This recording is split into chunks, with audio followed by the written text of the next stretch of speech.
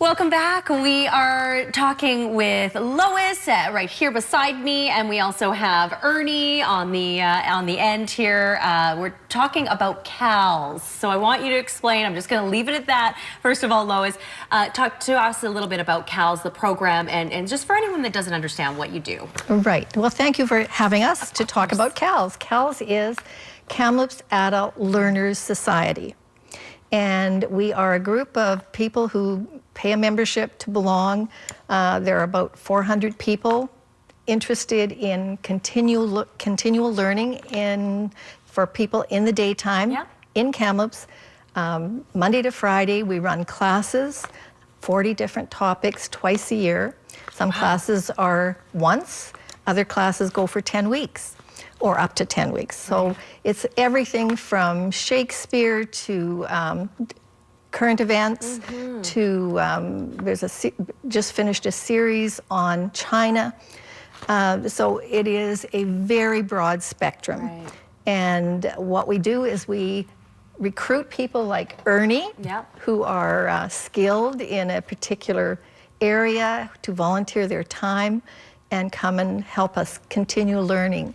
And adult learning has been proven to be really good for your health. Yeah. And over time, research has shown that it can reduce the onset of Alzheimer's. It can improve your mental and physical health in various ways. So it is something that if you are curious, want to keep learning about the world that we live in. Don't hesitate. Don't have any homework. No exams. Yes, I do know that about CALS. Ernie, let's talk to you about sort of your part to play in CALS. I know you're an instructor.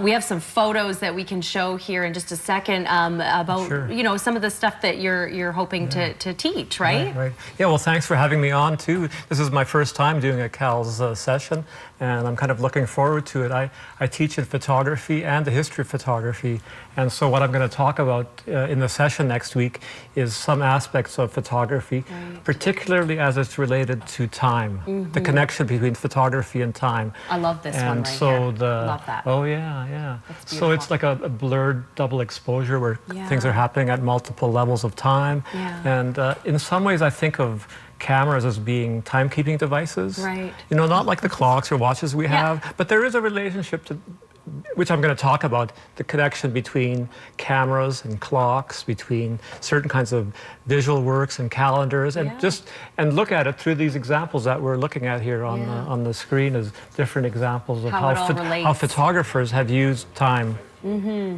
And so you mentioned your first time taking part in CALS in the program. So you're anticipating probably a lot of people interested in photography, I'm sure. Yeah. Well, Lois and I were just talking about this a little bit beforehand. And you know, when I teach at the university, the students are always very attentive, taking notes, but they're not always as interactive as I would like.